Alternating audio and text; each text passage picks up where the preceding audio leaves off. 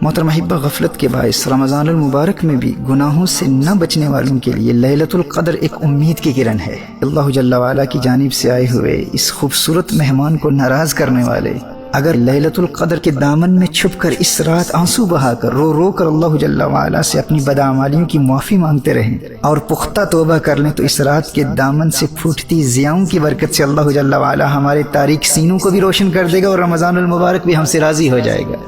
محترم احبہ، یہ رات آتی ہے، آ کر چلی جاتی ہے، یہ آئے گی اور آ کر چلی جائے گی، لیکن ایک وقت آئے گا جب یہ رات آئے گی پر ہم نہ ہوں گے۔ آج دنیا میں کتنے اہل ایمان اس رات کے آنے سے قبل ہی موت کے آغوش میں جا پہنچے۔ شکر ادا کرو اللہ کا کہ اللہ نے تمہیں اس رات تک زندہ رکھا۔ سنن ابن ماجہ کی حدیث نبی کریم صلی اللہ علیہ وآلہ وسلم نے ارشاد فرمایا، جو شخص اس رات سے محروم رہ گیا گویا کہ تمام کی تمام بھلائی سے محروم رہ گیا، اور اس کی خیر سے محروم نہیں مگر وہ شخص جو حقیقتاً محروم ہے۔ Allah Akbar. A truly deprived person, a completely lost cause is the one who is deprived of worshipping Allah Jalla wa'ala throughout this night. And what would be the state of those who sin during this night? Those who watch movies and pass their time playing computer games. نبی کریم صلی اللہ علیہ وآلہ وسلم نے سابقہ انبیاء علیہ السلام کی امتوں کی طویل عمروں اور اپنی امت کی قلیل عمروں کو ملاحظہ فرمایا تو دل شفقت سے بھر آیا، اور میرے آقا صلی اللہ علیہ وسلم رنجیدہ ہو گئے کہ میری امت بہت کثرت سے بھی نیکیاں کرے، ان کی برابری نہیں کر سکے گی۔ تو اللہ کی رحمت جوش میں آئی اور اپنے حبیب کریم صلی اللہ علیہ وآلہ وسلم کو لیلۃ القدر عطا فرما دی کہ حبیب آپ کا امتی فقط اس ایک رات عبادت کر لے تو آپ کا رب آپ کے اس امتی کو 1000 مہینوں سے بھی زیادہ عبادت کا ثواب عطا فرما دے گا۔ صحیح بخاری کی حدیث نبی کریم صلی اللہ علیہ وآلہ وسلم نے ارشاد فرمایا، من قام لیلۃ القدر ایمانا واحتسابا غفر له ما تقدم من ذنبه، جو ایمان اور احتساب کے ساتھ اس رات قیام کرے گا یعنی تمام رات عبادت کرے گا، اللہ جل وعلا اس کے ماضی کے تمام گناہوں کو معاف فرما دے گا۔ امام قرطبی علیہ رحمہ نے سیدنا کعب الاحبار رضی اللہ تعالی عنہ کے حوالے سے سورۃ القدر کا ایک شان نزول یہ بھی بیان کیا ہے کہ بنی اسرائیل کے ایک بادشاہ کے 1000 شہزادے تھے، وہ اپنے ہر شہزادے کو اپنے مال کے ساتھ لشکر کے لیے تیار کرتا اور جہاد کے لیے بھیجتا۔ وہ شہزادہ 1 مہینہ جہاد کرتا پھر شہید ہو جاتا۔ یوں 1000 مہینوں تک وہ بادشاہ اپنے ایک ایک شہزادے کو جہاد پر بھیجتا رہا، اور اس دوران خود وہ بادشاہ رات کو قیام کرتا اور دن بھر روزہ رکھتا۔ جب 1000 مہینوں میں 1000 بیٹے شہید ہو گئے تو وہ بادشاہ خود جہاد پر گیا اور خود بھی شہید ہو گیا۔ لوگوں نے کہا کہ بنی اسرائیل کے اس بادشاہ کا مرتبہ کوئی نہیں پا سکتا، تو اللہ جل وعلا نے یہ آیہ مبارکہ نازل فرمائی، لیلۃ القدر خیر من 1000 شہر، محبوب کی امت کو یہ ایک رات دی گئی ہے جو 1000 مہینوں سے بہتر ہے۔ اس رات کے جھرمٹ میں اللہ جل وعلا کی بے پناہ رحمتوں کے نزول کے دوران اللہ کی عبادت کرتے رہو، آنسو بہاتے رہو، رو رو کے اللہ جل وعلا سے معافی مانگتے رہو۔ اس منبع برکات رات کی عبادت کی برکت سے تمہیں 1000 مہینوں سے بھی زیادہ عبادت کا ثواب ملے گا، اور اس رات سے حاصل کیا گیا نور تمہاری دنیا کو بھی روشن کر دے گا اور قبر میں بھی چراغاں کر دے گا۔ لیکن دوستو یاد رکھنا، 4 لوگوں کی مغفرت اس رات کی عبادت کے باوجود بھی نہیں ہوتی۔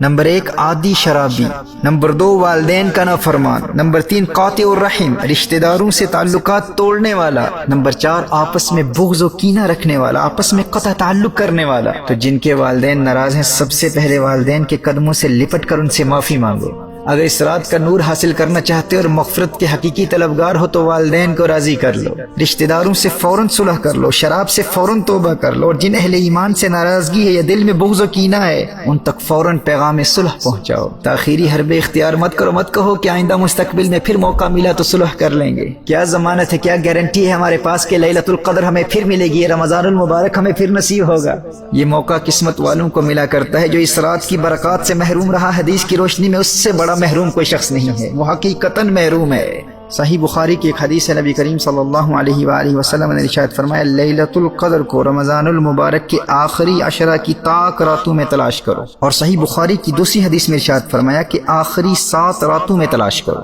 اب اس رات کے تعین کے حوالے سے اگرچہ علماء مفسرین و محدثین کا اختلاف ہے، لیکن سیدنا عبداللہ ابن عمر رضی اللہ تعالی عنہما، سیدنا ابی بن کعب رضی اللہ تعالی عنہ، سیدنا الشیخ عبد القادر جیلانی رحمہ اللہ اور سیدنا بایزید بسطامی رحمہ اللہ جیسے اکابرین کی یہی رائے ہے کہ لیلۃ القدر 27ویں شب کو ہی ہے۔ تو اس رات کے معمولات، عبادات و وظائف کے حوالے سے یاد رکھیے کہ جن کے ذمہ قضا نمازیں نہیں ہیں وہ اخلاص نیت کے ساتھ مکمل یکسوئی سے کثرت سے نوافل پڑھیں۔ اگر ممکن ہو تو سورہ فاتحہ کے بعد 1 مرتبہ سورۃ القدر اور 3 مرتبہ سورہ اخلاص پڑھیں، اور ہر 2 رکعتوں کے بعد مکمل یکسوئی اور انہماک کے قلب کے ساتھ نبی کریم صلی اللہ علیہ وسلم کی بارگاہ میں درود و سلام کی گجرے نچھاور کریں۔ اور ان چھوٹی راتوں کی وجہ سے اگر صلاۃ التسبیح نہ پڑھ سکیں تو کم از کم 2 نفل صلاۃ التوبہ ضرور پڑھیں، 2 نفل شکرانے کے پڑھیں، اور 2 نفل حفظ الایمان، پروٹیکشن آف ایمان کے لیے ضرور پڑھیں۔ اور جن کے ذمہ قضا نمازیں ہیں تو پہلے ان قضا کی گئی نمازوں سے توبہ بھی کریں، اور نوافل کے بجائے کم از کم قضا عمری کا آغاز اس رات ضرور کر لیں، اور قرآن کریم کی تلاوت کریں، کیونکہ اسی رات قرآن کریم لوح محفوظ سے آسمان دنیا پر نازل ہوا تھا، اور پھر بتدریج 23 سال کی مدت میں نبی کریم صلی اللہ علیہ وآلہ وسلم پر نازل ہوا۔